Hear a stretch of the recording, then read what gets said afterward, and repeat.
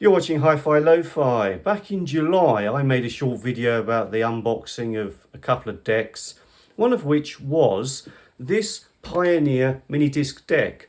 I've actually got two other components in this series. I've got an amplifier and a cassette deck which match this, and this mini disc deck is the first one that I rigged up. I wanted to get it tested and make a video about it. I'll be making videos about the others in due course.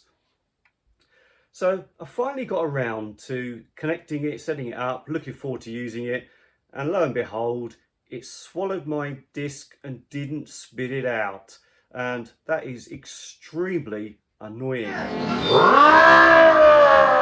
So what I'm going to do today is take the cover off, have a look inside, see if I can retrieve my disc, possibly even repair it if I can identify the fault with it, and it'll make for an interesting video because it's the very first time I've ever done such a thing. Never taken the cover off anything like this, and never tried to repair anything. So stay tuned and let's see what happens. It's a Pioneer mini disc recorder MJ-N901, and you can see an indentation on the front panel, which I assume is purely a design feature as opposed to serving any functionality. Something I do like is the detachable power cable as opposed to one hardwired in. That's always a good thing.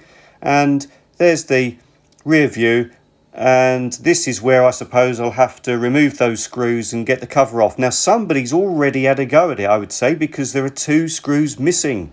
More detail about the rear end. The typical RCA input and output sockets there, you'll all know those. And the optical digital, also known as Toslink. There are three interfaces here. You've got the input 1, input 2, and an output. I actually find that very useful, and I won't go into details now, but I wish more MD decks had that. No coaxial interface on this, which again is rather, I find that rather odd. And there's a good one, usually made in Japan. Hasn't made a difference this time because it's broken, but anyway, made in Japan normally means something, doesn't it? This is a system connector, and this will be to do with the engineers and maintenance and the original factory settings for the software, the onboard software. So as you can see, there are two screws missing. I'm sure they should be screws in there. Let me know what you think. They certainly look like screws should be in this hole and this hole.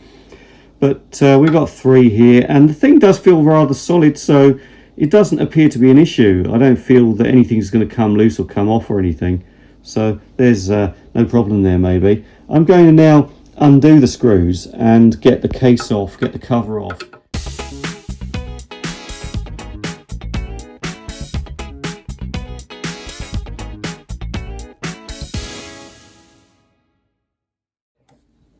So I've undone the screws, and I'm having difficulty removing the case, the cover, as I lifted it like this, which I should imagine is not the way to do it. The way to do it would be to slide it backwards or towards the camera as you're looking at it, but for some reason it doesn't want to come off. So I've repositioned the camera, and that's the phone I'm using, by the way, the phone camera.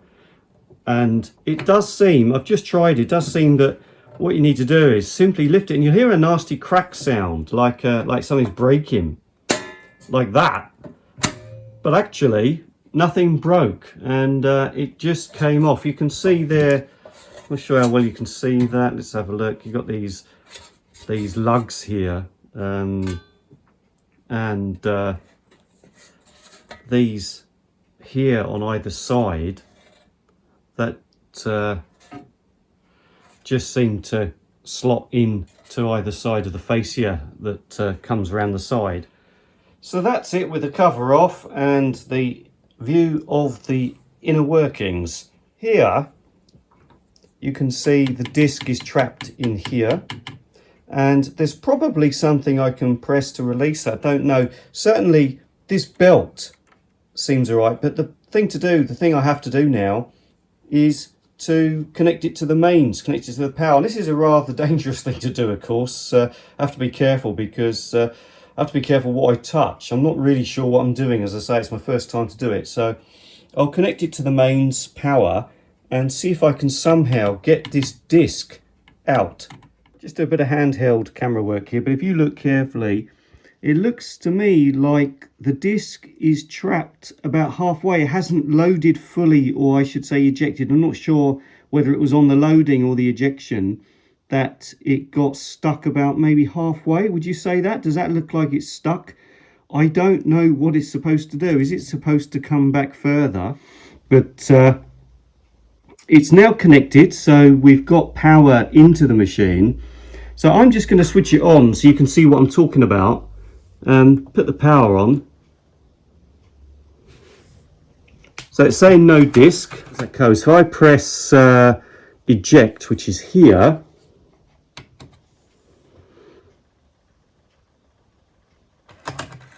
Something happens, it moved. There you go, it's moving, but it isn't ejecting. And it says mecha error 1M. And now I'm just assuming that that's a mecha error is mechanism error. 1M, no idea. I need the manual, of course, and that's where I've failed here because I haven't got the manual. So I'll press that again and you can see what happens. Maybe you could, if by the end of this video I haven't figured out what to do, maybe somebody watching this does know what to do.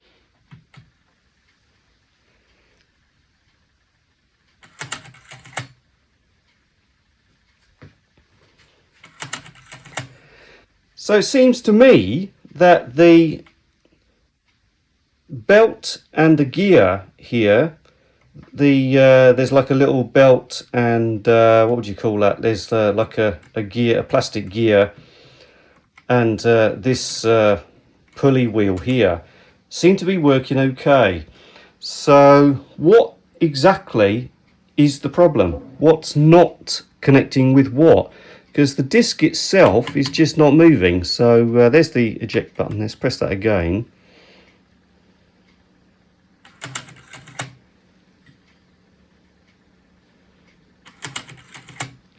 Well, I suppose it's not engaging with something. I suppose not sure.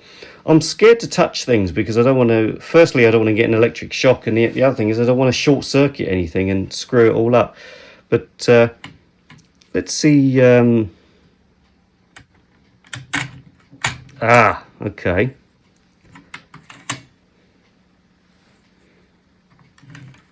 Oh, okay. It's poking out the front. Hooray. If I turn that around, you'll have a look at it. There we are. We got it poking out the front. So it looks like I can now get my disc back. If you give it back to me, you little bugger. Hey, got it. Okay, so there's my disc back. And yeah, I miss playing. I like the music on that, but that wasn't the main reason for this. The main reason for this was to see if I can fix the mechanism, because otherwise this thing is junk. And that would be rather upsetting. So that was yesterday, and today I found the manual online. It's all in Japanese, by the way. Couldn't find an English one if you're interested, but there's a link to the Japanese manual in the description below.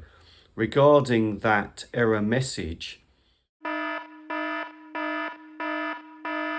found in the manual the error message mecha error, which I assume is mechanism error, but the 1M that appeared also on the display on the deck is not listed in the troubleshooting guide, in the error message guide. So I'm not sure what the addition of 1M actually means.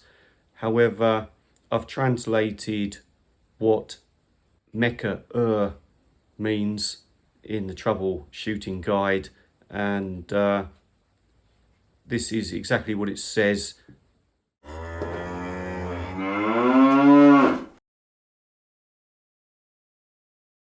Right, so that old chestnut, unplug it and plug it back in. Yeah, well, that didn't work, and I didn't find the bit that said hit it with a hammer. But anyway, I shall persevere. I shall keep going. Obviously, if anybody knows better, please let me know in the comments below. That would be really nice. I need to correct something I said yesterday about one of the connectors on the back, and it's the one that says system. So it does actually say system in Japanese there, and usually a system connector is for engineers, for maintenance, etc. But it's actually, in this case, well, it could still be for maintenance, but in this case, it's for a serial connector that connects to the other components. So you can connect the amp, tuner, CD, cassette deck, which I've got, and anything else in this series. They all connect via some cables and connect to these sockets here. They've all the components in the system have these connectors on them. So that was just to correct something that I said yesterday in the video, which is earlier in this video. And finally, I took some photos when I had the cover off. So I've got a short picture gallery collage coming up at the end of this video for you to have a look inside in detail by pausing your video, and indeed you could take screenshots, zoom in and stuff like that. So if that interests you, then those photos are about to follow. This video has not concluded anything. All I did was retrieve the disc stuck inside, and I will be tinkering more when I've got time, and I will be making a follow-up video on this. And initially I would appreciate any comments on what you think the issue is and how to deal with it. I suspect I need to take more things apart, and it's to do with the just the physical contacts on the loading mechanism. Anyway, this has been Hi-Fi Lo-Fi. Thanks for watching.